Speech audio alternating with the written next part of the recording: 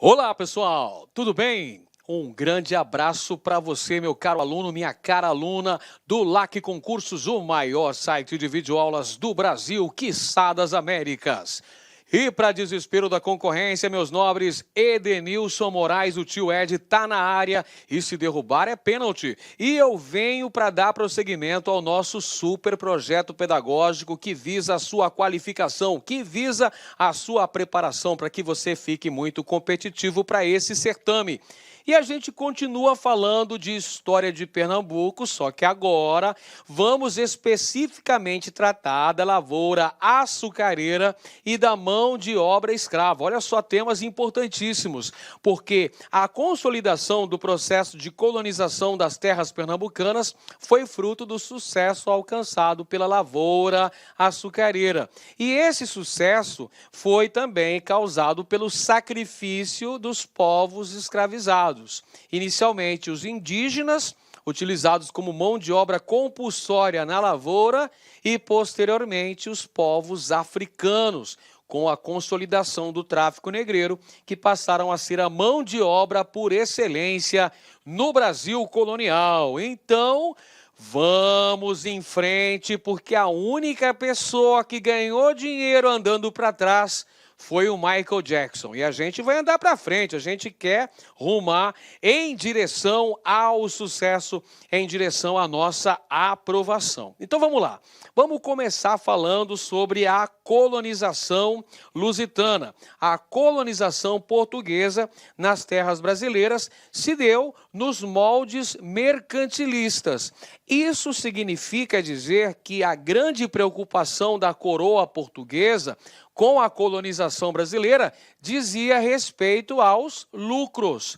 Então, a colonização do Brasil visava dar uma grande lucratividade para a coroa portuguesa. Afinal de contas, é nesse contexto histórico que nós temos o mercantilismo, o chamado capitalismo comercial, a grande intervenção do Estado na economia, através de práticas monopolistas e protecionistas, e também na incessante busca de uma balança comercial favorável. Ou seja, era a meta da metrópole exportar mais do que importar. Então, quando a gente pensa na exploração econômica do Brasil, a gente pensa, lógico, na lucratividade que poderia ser alcançada com a exploração do Brasil.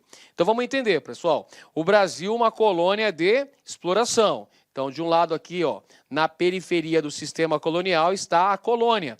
No caso aqui está o Brasil, a América Portuguesa, o Brasil. E na parte central, no centro do sistema colonial, está a metrópole. A metrópole que no caso é Portugal. Portugal foi a metrópole brasileira. Perfeito. Então, nesse conjunto de relações que nós teremos entre colônia e metrópole, vai vigorar, basicamente, o chamado Pacto Colonial. Beleza? O que vem a ser o Pacto Colonial?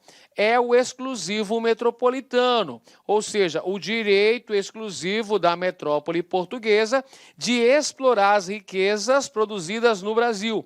Que riquezas vão ser essas, professor? Nós vamos ter, então, inicialmente, produtos tropicais, gêneros agrícolas de exportação, com destaque para o açúcar da cana, e nós teremos também a metrópole enviando para a colônia produtos manufaturados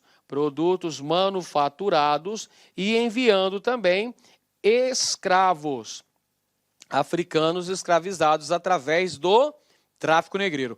Então, esse conjunto de relações entre a metrópole, que está no centro do sistema, e a colônia, que está na periferia, esse conjunto de relações é chamado de, anota aí no seu caderno, sistema colonial. O sistema colonial visava a exploração econômica da colônia para proporcionar grande lucratividade para a metrópole. Deixa agora eu apagar para não fazer uma poluição visual aqui na tela. Então, a colonização lusitana das terras brasileiras esteve moldada nos princípios mercantilistas.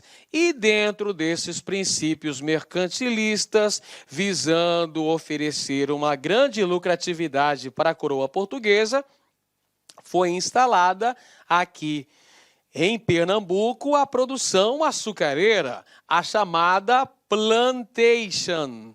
Plantation, que significa plantagem. A plantation, a açucareira, era caracterizada pela monocultura, ou seja, o cultivo único de um produto visando em larga escala o mercado europeu, o mercado internacional. Nós temos também a utilização de mão de obra escrava, a escravidão inicialmente indígena, posteriormente africana. Nós temos essa produção em larga escala visando o mercado internacional, visando a exportação, sendo realizada em grandes extensões de terra, chamadas de latifúndios. Então tá aí, pessoal, para você não esquecer nunca mais.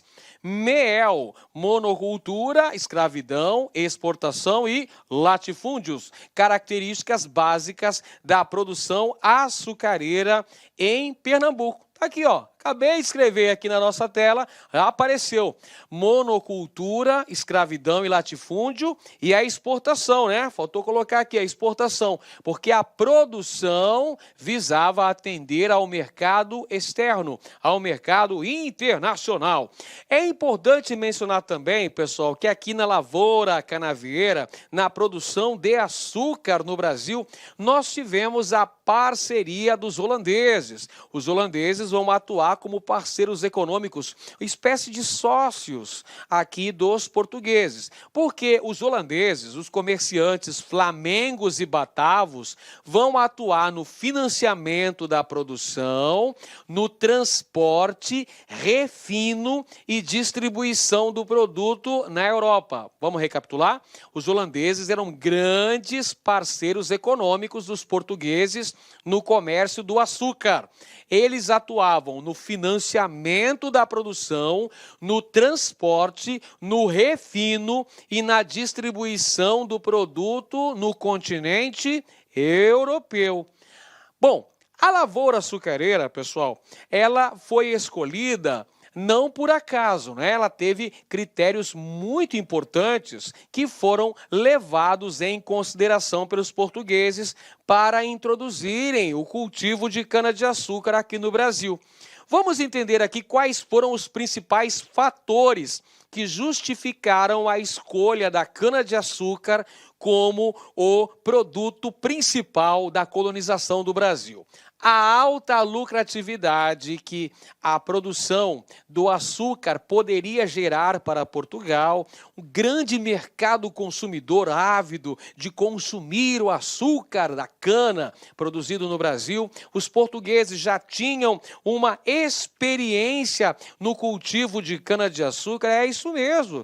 Os portugueses literalmente não eram marinheiros de primeira viagem em se tratando de cultivo de cana-de-açúcar.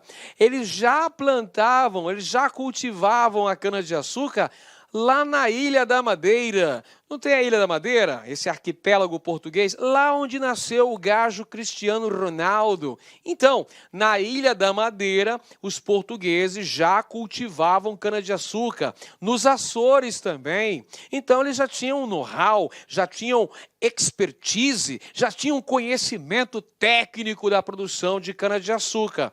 Essa experiência portuguesa foi fundamental para o sucesso dessa produção no Brasil. Não podemos esquecer aqui os créditos holandeses. Acabamos de falar no slide anterior que os holandeses foram grandes parceiros comerciais dos portugueses. Participavam no financiamento, no transporte, no refino e na distribuição do produto na Europa. Outro destaque importante, condições geográficas e geológicas extremamente favoráveis no Brasil. Trocando em miúdos para você compreender. Solo fértil do tipo Massapê, da região da Zona da Mata Nordestina. E também Clima tropical úmido. Pronto, condições geográficas extremamente positivas para o desenvolvimento da lavoura de cana-de-açúcar. Pronto, condições geográficas, solo fértil, massapê, da zona da mata, clima tropical úmido. Clima tropical úmido. Tudo aí, pessoal, caiu a sopa no mel. Tudo tranquilo e favorável, garantindo um desenvolvimento do cultivo de cana-de-açúcar, que foi um importante agente facilitador do povoamento.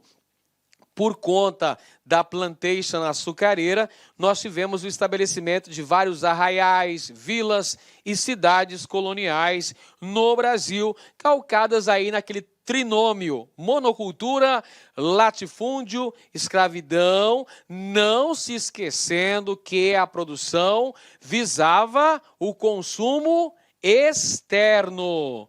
A produção visava o mercado europeu, era uma agroexportação. E não pode esquecer também, pessoal, que havia o beneficiamento da produção. A cana-de-açúcar era transformada em açúcar e seus derivados, como, por exemplo, a aguardente. Lembrando que a aguardente, a nossa popular cachaça, era uma importante moeda de troca no tráfico negreiro, lá na África. Além da cachaça, outro derivado importante da cana-de-açúcar era a rapadura, que é doce, mas não é mole, não.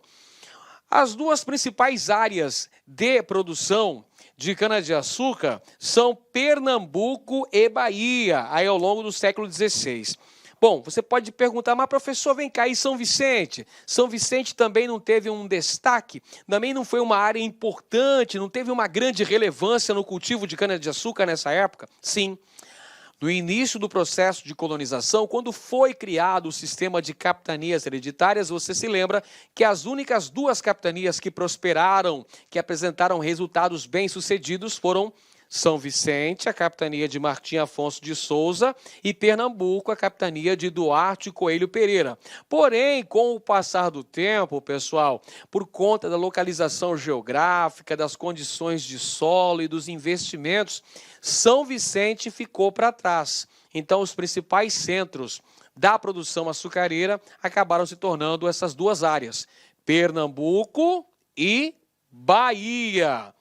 E o engenho é a unidade de produção local em que ocorria o beneficiamento da produção. Produção esta toda baseada na mão de obra escrava. Mas isso não significa que não existissem trabalhadores livres.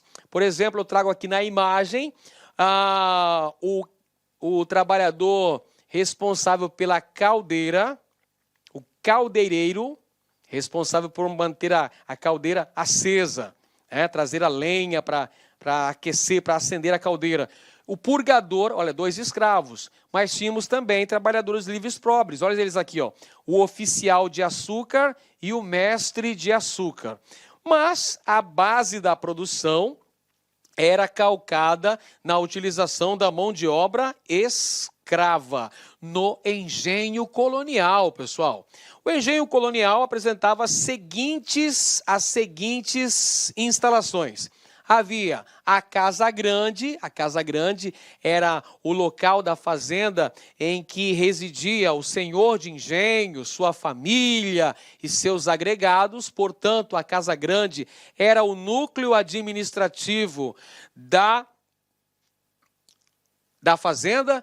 Havia ainda a senzala, o local de habitação, de confinamento dos escravos. Havia também a capela, o local, o espaço católico, onde eram realizadas as missas, os batizados, os casamentos, era na capela. Em geral, todo o engenho apresentava uma capela, em devoção a um santo.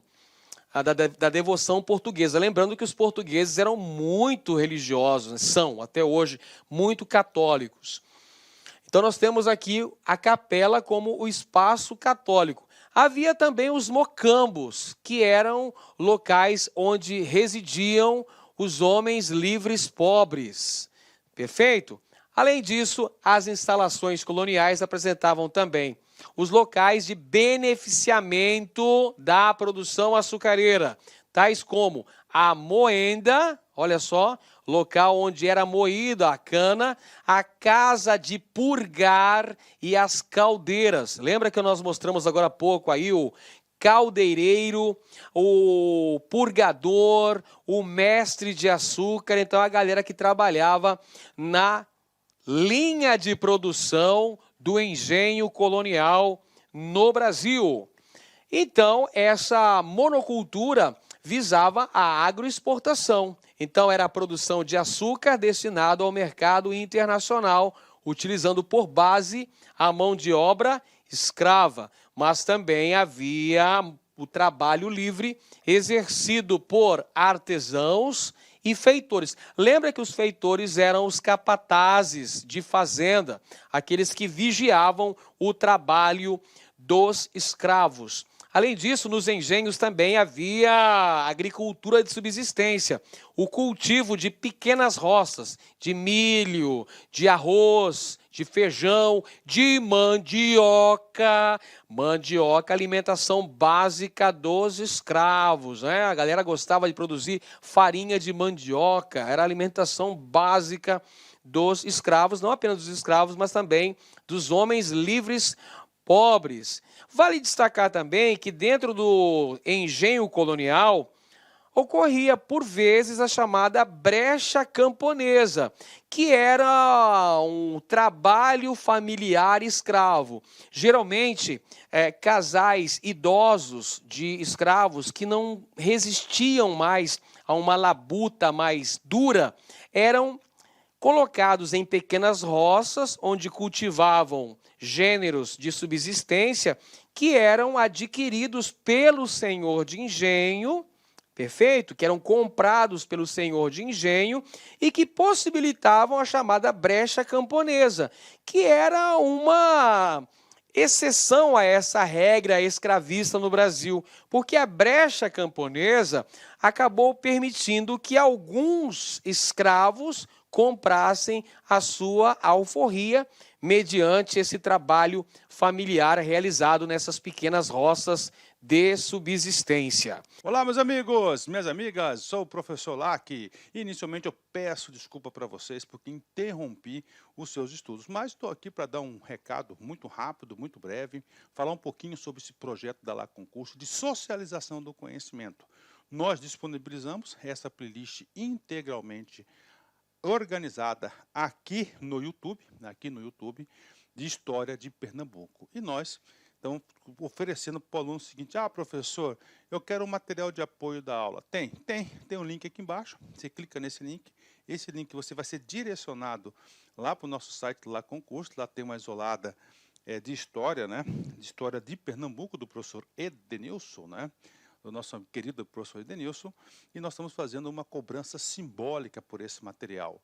Apenas R$ 9,90. Professor, mas para que tudo isso? Até para conseguir manter toda essa estrutura de conhecimento aqui da LAC Concurso. Tá bom, pessoal? Vamos lá, contribua, ajude aí a gente construir aí um site aí de concursos, um canal no YouTube, né, de concurso público aí, de material de qualidade, de forma gratuita. Beleza? Forte abraço, fique com Deus, tchau, tchau. Bom, já que nós estamos falando aqui de escravidão, estamos falando de regime escravista, vamos aqui falar sobre a utilização da mão de obra escrava proveniente do continente africano.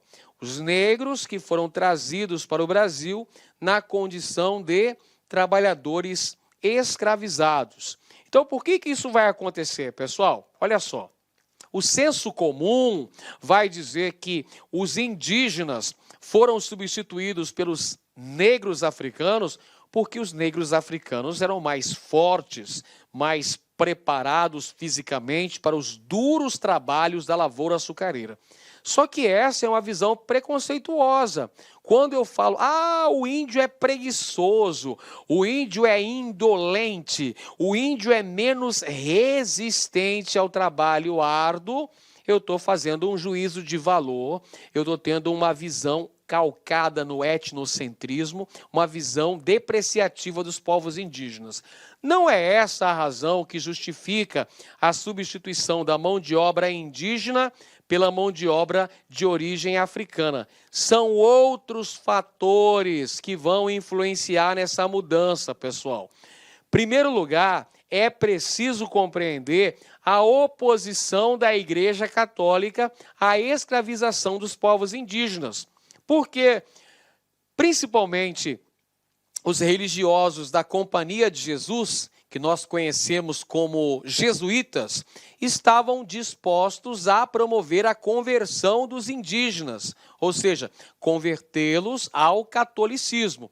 Então, a Igreja Católica vai ser uma defensora dos povos indígenas, tentando impedir que os colonos os utilizassem como escravos.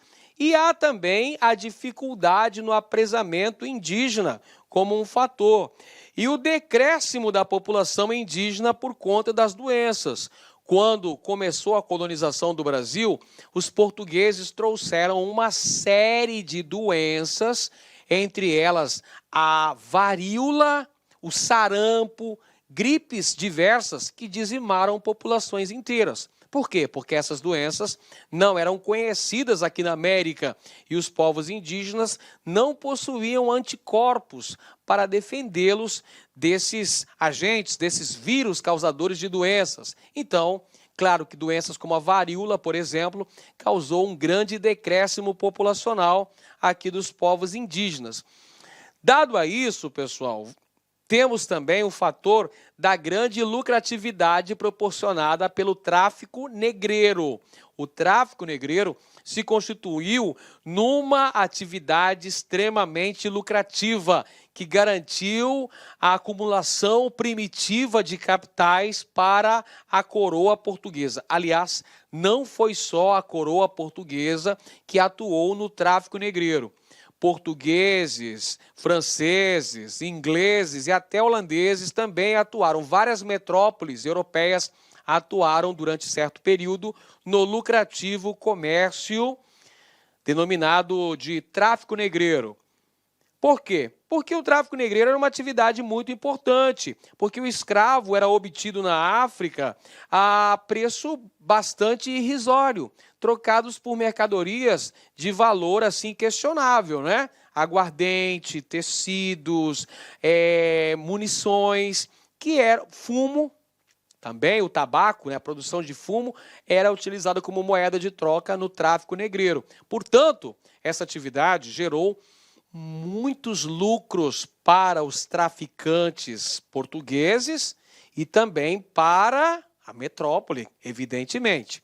Pessoal, é por isso que eles vão incentivar cada vez mais a utilização de mão de obra escrava. São os traficantes de escravos que vão incutir na cabeça dos colonizadores a ideia de que o índio é preguiçoso, é indolente, é incapaz de exercer tarefas duras, de que o negro é mais preparado do ponto de vista físico para exercer essas árduas tarefas na colonização da América Portuguesa. Tudo isso serve para legitimar a escravização desses povos africanos. E aí nós temos a consolidação do chamado vil-comércio. O que vem a ser o vil-comércio, professor? Ora, o vil-comércio é o tráfico negreiro. O tráfico negreiro que vai promover a conexão África-Brasil, trazendo milhões de indivíduos na condução desses navios negreiros ou navios tumbeiros que vinham para a América, trazendo esses africanos escravizados. A chegada dos primeiros negros escravizados no Brasil se dá nas primeiras décadas do século XVI, com o crescimento, a expansão da lavoura canavieira. E essa atividade gerava grandes lucros para os comerciantes portugueses, os traficantes de escravos, mas também muita lucratividade era aferida pelos representantes da coroa lusitana também, pessoal. E é nesse contexto que nós tivemos a chamada diáspora colonial. O que vem a ser a chamada diáspora colonial, professor Edenilson? Me explique corretamente aí que eu quero entender, eu quero saber. Então essa diáspora colonial, pessoal, é a dispersão de povos africanos pelo mundo, notadamente para o continente americano, que estava em processo de colonização. Então foram enviados grupos de africanos escravizados para o Brasil, para a parte da América Espanhola, para a região da América Central e até mesmo para as colônias do Sul. As 13 colônias inglesas, a parte do Sul recebeu também contingentes de escravos africanos. Essa é a diáspora colonial, a dispersão de cerca de 10 milhões de africanos que foram enviados para a América durante o longo período de vigência do tráfico negreiro, por cerca de 400 anos.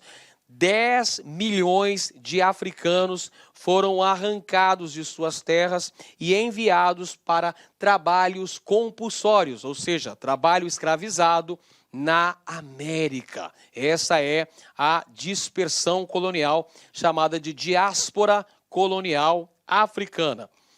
Eu trago aqui, a título de ilustração, um gráfico mostrando aí o percentual, o número de escravos trazidos para Pernambuco. Vamos acompanhar aqui.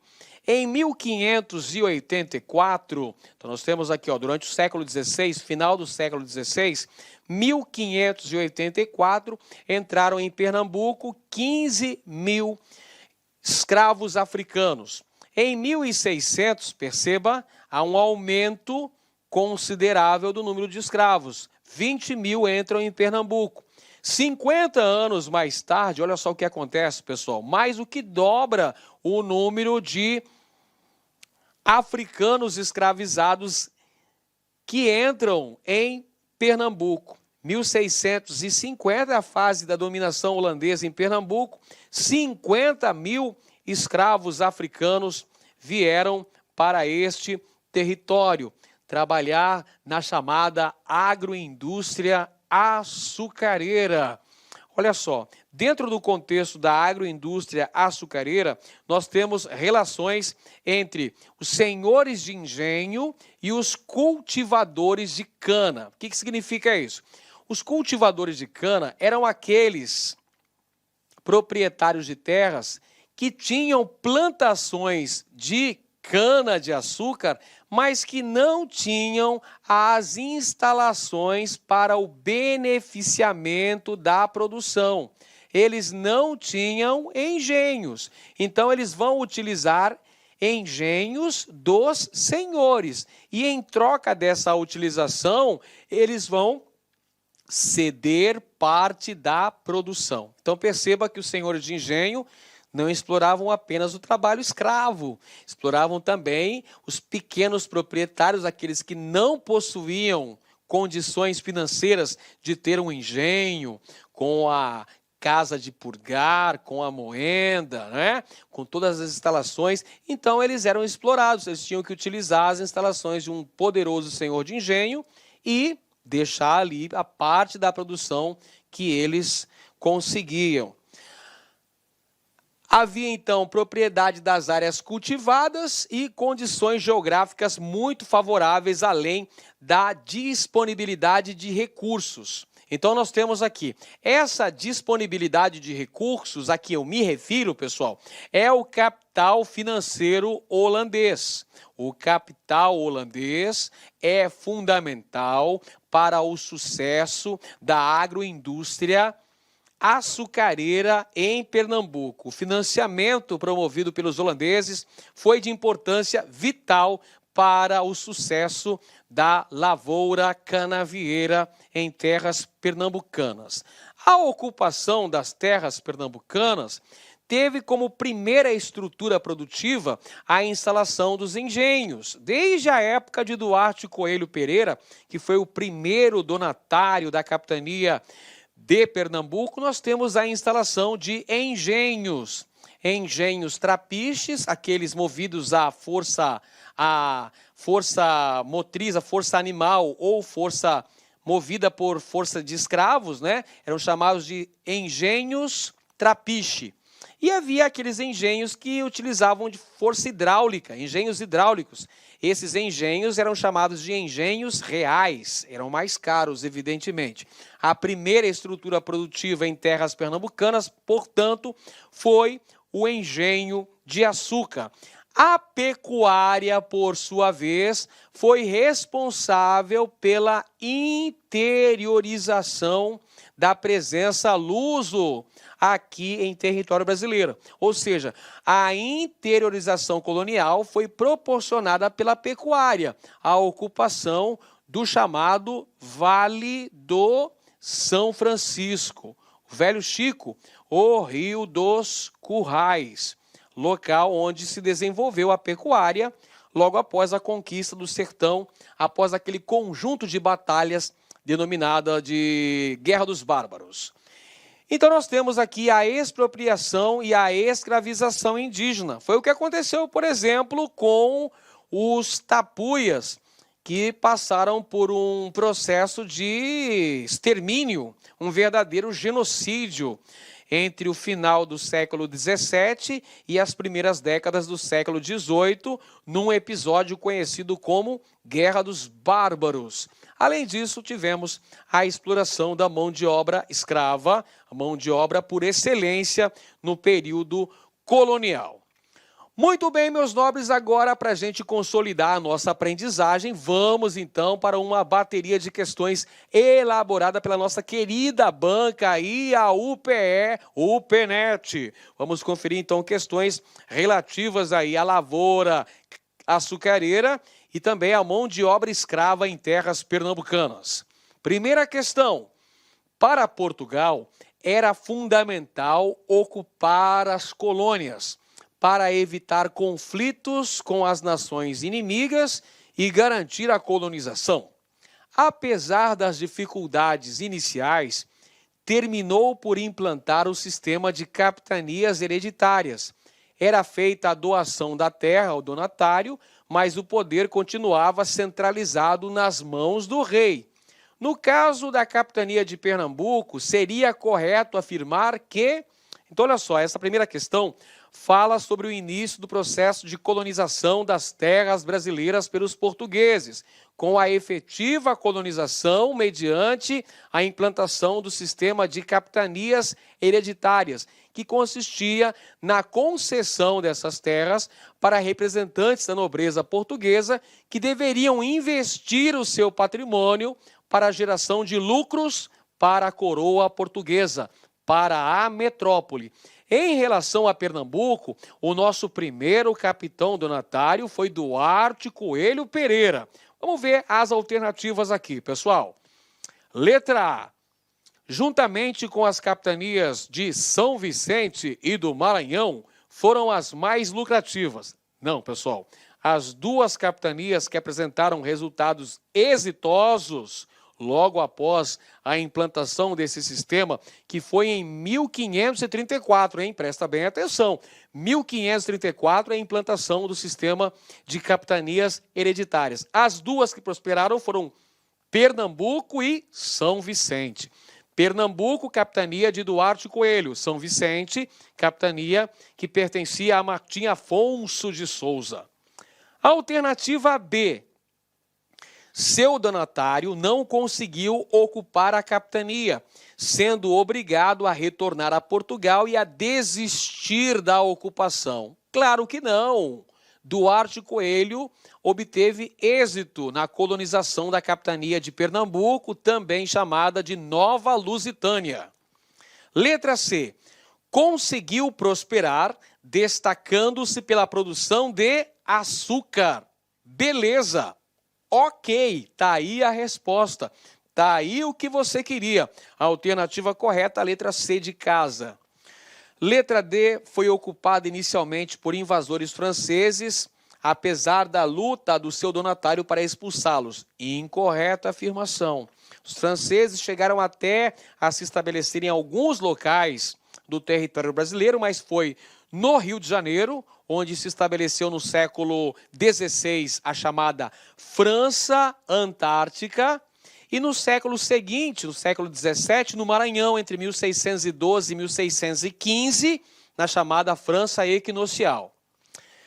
Letra E, finalmente, olha só. Seu donatário se dedicou ao cultivo de algodão e do açúcar, tornando-se um dos centros culturais da colônia no século XVI. Não, a prosperidade é alcançada mediante a produção açucareira. Próxima questão, mais uma padrão e a UPE. Vamos nessa.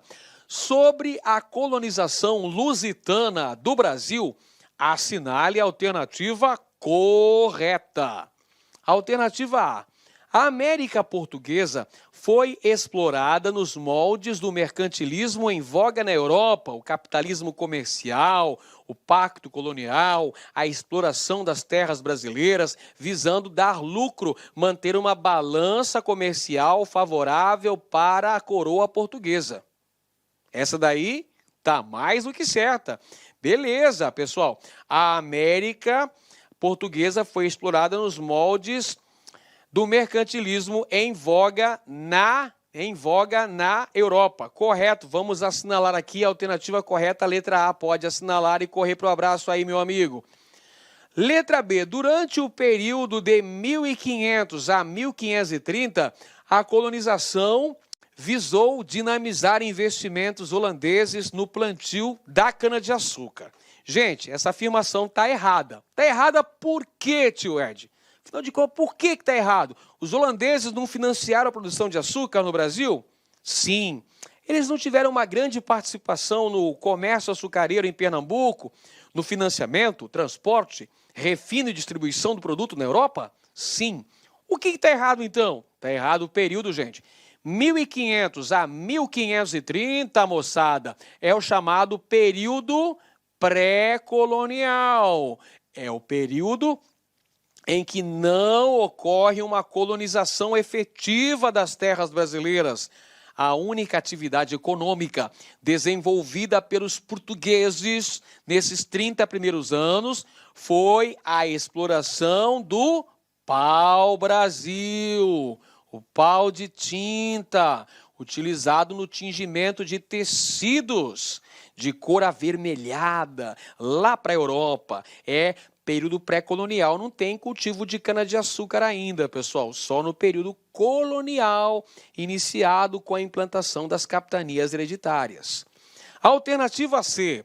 Portugal colonizou as novas terras dos moldes feudais, priorizando o trabalho assalariado e a extração de pau-brasil.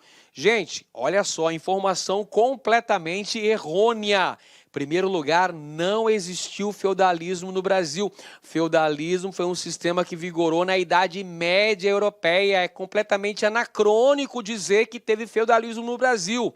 A exploração do Brasil foi baseada nos moldes mercantilistas, no pacto colonial, no exclusivo metropolitano, onde assentou-se a produção calcada no trabalho escravo, pessoal, trabalho escravo. Inicialmente, escravos indígenas e, posteriormente, escravos de origem africana.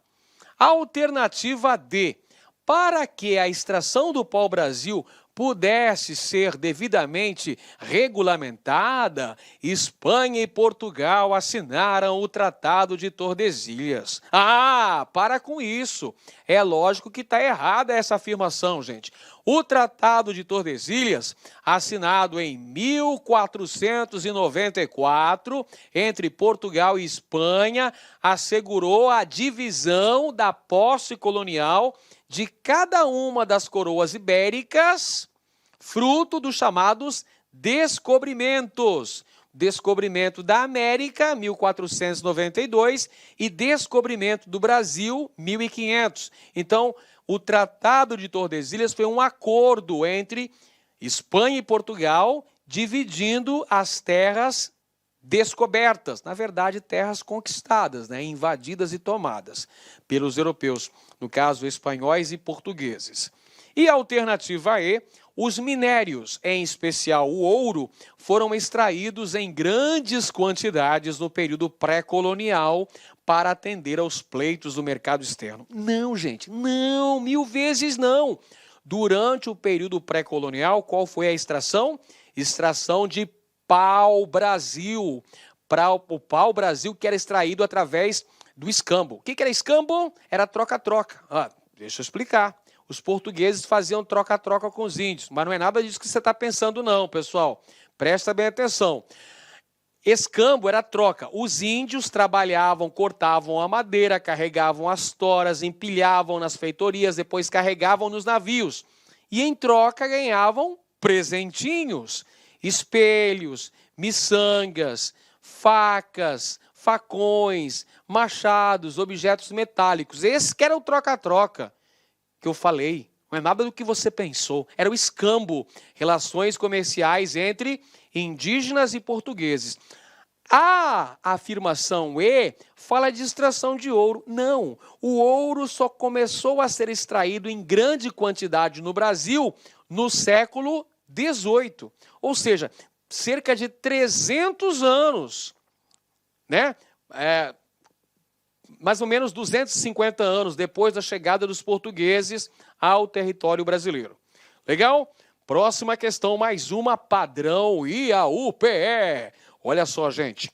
Sobre a Guerra dos Mascates, é incorreto afirmar que, olha só, resultou na revolta dos olindenses mascates contra os comerciantes lusitanos do Recife, que exploravam o pau-brasil. Não, está incorreta essa afirmação. A Guerra dos Mascates, que aconteceu no século XVIII, 1710, 1711, marcou a oposição entre Olinda e Recife.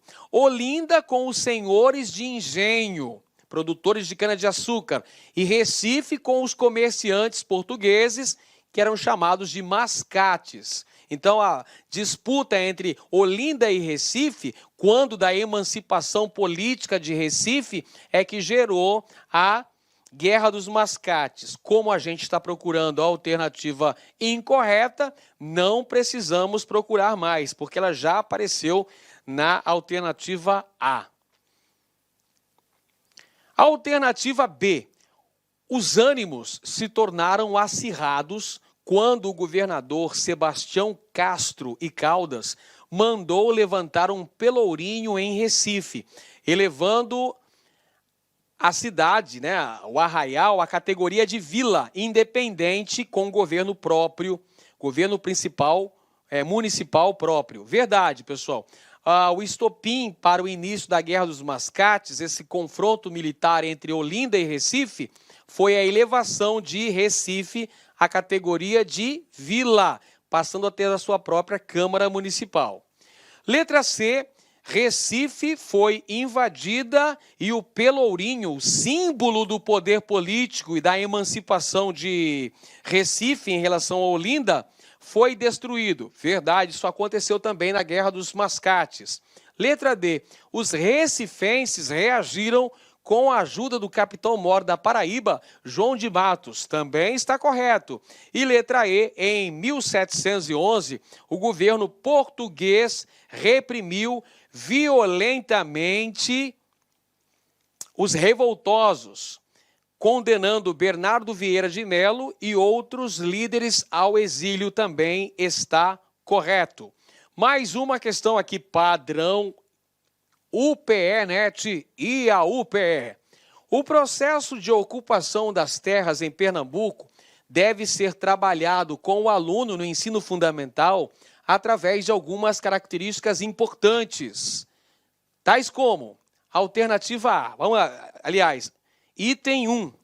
Então, aqui está apresentando o processo de ocupação das terras pernambucanas, que é um assunto trabalhado nas escolas, no ensino fundamental com os alunos, né?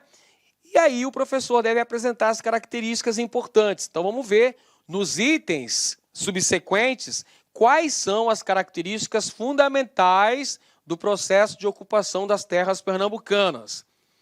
Item 1. A fixação do homem na terra em torno da primeira estrutura produtiva da capitania foi o engenho. Olha só, pessoal, a primeira estrutura de produção econômica na capitania de Pernambuco foi o engenho de açúcar? Verdade, está correto aí o item 1. Vamos para o item 2. O processo de interiorização da ocupação das terras ocorreu devido à expansão da pecuária. Verdade, a pecuária foi fundamental para a ocupação do sertão, o chamado Vale do Rio São Francisco. Item 3. A expulsão, a submissão e a escravidão dos índios para a ocupação de glebas cada vez maiores da capitania. Sim, tomaram as terras dos indígenas para a expansão da lavoura de cana-de-açúcar e depois para a expansão da pecuária também. Está correto. Item 4. A utilização da mão de obra do africano escravizado. Também está correto, pessoal. A mão de obra por excelência durante o período colonial foi a mão de obra de africanos escravizados. Portanto, todas as afirmações estão corretas, é a letra E. Legal, pessoal. Olha só, o caminho do sucesso, por vezes, nem sempre será fácil. Mas se você decidir ir em busca do tão sonhado lugar ao sol, pode ter certeza que com dedicação, assertividade, coragem e perseverança, inevitavelmente sua hora chegará. Sem dúvida alguma, você vai alcançar o seu êxito. Depende da sua dedicação, depende da sua força de vontade, da sua perseverança, da sua resiliência diante das adversidades. Não tenha dúvida que o seu esforço será recompensado e você vai conquistar a sua tão sonhada aprovação, porque você está se preparando aqui com a equipe de campeões do LAC Concursos, o maior site de videoaulas do Brasil, como diria o nosso querido professor Sidney Martins. Um grande abraço a todos e até a próxima aula. Olá, meus amigos, minhas amigas, sou o professor Lac. Inicialmente eu peço desculpa para vocês porque interrompi os seus estudos, mas estou aqui para dar um recado muito rápido, muito breve, falar um pouquinho sobre esse projeto da LAC Concurso de socialização do conhecimento. Nós disponibilizamos essa playlist integralmente organizada aqui no YouTube, de História de Pernambuco. E nós estamos oferecendo para o aluno o seguinte: professor, eu quero um material de apoio da aula. Tem um link aqui embaixo, você clica nesse link, esse link você vai ser direcionado lá para o nosso site, lá Concurso, lá tem uma isolada de história, né? De História de Pernambuco, do professor Edenilson, né? Do nosso querido professor Edenilson, e nós estamos fazendo uma cobrança simbólica por esse material. Apenas R$ 9,90. Professor, mas para que tudo isso? Até para conseguir manter toda essa estrutura de conhecimento aqui da LAC Concurso. Tá bom, pessoal? Vamos lá, contribua, ajude aí a gente construir aí um site aí de concursos, um canal no YouTube, né, de concurso público aí, de material de qualidade, de forma gratuita. Beleza? Forte abraço, fique com Deus, tchau, tchau. Clique lá.